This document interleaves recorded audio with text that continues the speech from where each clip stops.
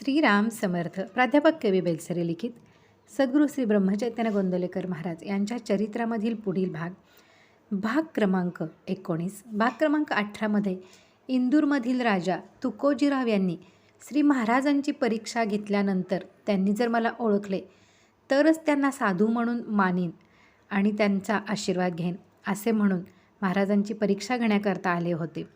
परंतु श्री महाराजांनी ताबडतोब त्यांना ओळखले आणि त्यांच्या अस्वस्थपणाचे कारण सांगून त्यानंतर 2 तास त्यांचे गुप्त संभाषण होऊन मोठ्या प्रसन्न अंतःकरणाने राजा घरी परतला. आता यातील पुढील भाग. तुकोजीराव नामस्मरण करू लागला व 2-4 वेळा श्री महाराजांच्या दर्शनास आला. ज्याच्या घरी ते असत त्यांच्या घरी राजाला जावे लागे आणि घराच्या मालकाला त्यांची बरदास्त ठेवता ठेवता नाकी नऊ येत. म्हणून राजवाड्यातच येण्याची त्याने श्री महाराजांना विनंती केली.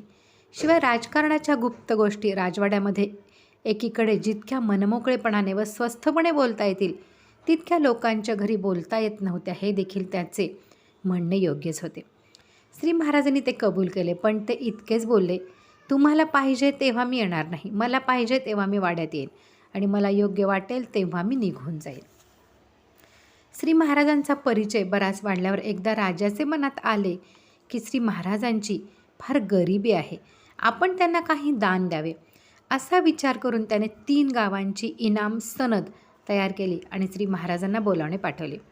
बोलावणे आले की आत्ता येतो असे म्हणून श्री महाराज लोकांशी बोलण्यात गुंतून जायचे.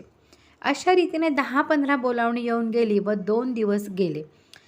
तेव्हा 3ऱ्या दिवशी राजाचा निरोप आला की आपले दर्शन झाल्याशिवाय मी अन्न घेणार नाही आणि बोलावण्यास आलेल्या मनुष्याला कसेही करून त्यांना वाड्यामध्ये आणण्यास बजावले. आपल्याला भेटल्याशिवाय राजा अन्न घेणार नाही हे ऐकल्याबरोबर श्री महाराजांनी राजवाड्यात जाण्याची तयारी केली. ते आल्यावर राजा त्यांना सामोरा गेला व साष्टांग नमस्कार करून त्यांना त्याने गादीवर बसवले.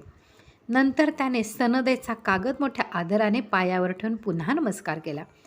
हे काय आहे असे म्हणून श्री महाराजांनी तो कागद आपल्या हातात घेतला, थोडासा वाचून पाहिला आणि दिशी फाडून टाकला व त्याला म्हणाले, असला माझा मिंधा परमार्थ नाही, मला देणारा राम समर्थ आहे. तुकोजीराव तेजस्वी खरा, पण आपणहून लक्ष्मी पायाशी लोटांगण घालीत असता तिला पायानीच दूर ढकलण्यामध्ये दिसणारे श्री महाराजांच्या अंगचे निस्पृहपणाचे तेज पाहून तो व इतर सर्व लोक चकित होऊन गेले. या प्रसंगानंतर काही दिवस गेल्यावर राजाची व इंदूरच्या इंग्रज रेसिडेंटाची काही बाचाबाच झाली. त्यामुळे राजा फार अस्वस्थ झाला. आपले दुःख त्यांच्या कानावर घालून त्यांचे 4 शब्द ऐकावे म्हणजे आपल्या मनाला शांतता येईल असे वाटून दुपारी 2 वाजता त्याने श्री महाराजांना बोलावणे पाठवले. नुकतेच जेवण आटोपून श्री महाराज विश्रांती घेण्यासाठी खोलीकडे निघाले होते. इतक्यात राजाचा मनुष्य आला व त्याने निरोप सांगितला. तो ऐकून ते तसेच उघड्या अंगाने निघाले. वाड्यात आल्यावर आपण एकटेच वर गेले व राजाच्या खोलीमध्ये शिरले. त्यावेळी राजा रस्त्याजवळच्या खिडकीसमोर उभा राहून एकाग्र मनाने काहीतरी पाहत होता. त्याच्या डोळ्यातून अश्रू ओघळत होते. श्री महाराज हळूच त्याच्याजवळ गेले व म्हणाले, राजा तू काय पाहत आहेस, तुला कसले वाईट वाटत आहे. हे ऐकताच तो एकदम त्यांच्याकडे वळला आणि त्याने त्यांच्या गळ्याला मिठी मारली व म्हणाला, महाराज काय सांगू आपल्याला. रस्त्याकडेच्या झाडाखाली बसलेला तो भिकारी पहा, तो झाडाला टेकून बसला आहे. भीक मागून आणलेला भाकरीचा एक तुकडा त्याच्या हातात आहे आणि एक तुकडा तोंडात आहे. तो भाकरीचा घास चावताच चावताच त्याला गाढ झोप लागली आहे. तोंडात घास तसाच असून तो कसा स्वस्थ निजला आहे. तो खरा भाग्यवान आणि मी उत्तम जेवण जेवतो, पलंगावर मऊ गाद्या घालून त्यावर निजतो. इतके नोकर चाकर माझ्या हाताखाली दिमतील आहेत, परंतु रात्रभर अंथरुणावर पडून मी झोपेशिवाय तळमळत असतो. त्या दिवशी त्यांचे व श्री महाराजांचे तासभर संभाषण होऊन राजाची वृत्ती प्रसन्न झाल्यावर ते परत घरी आले.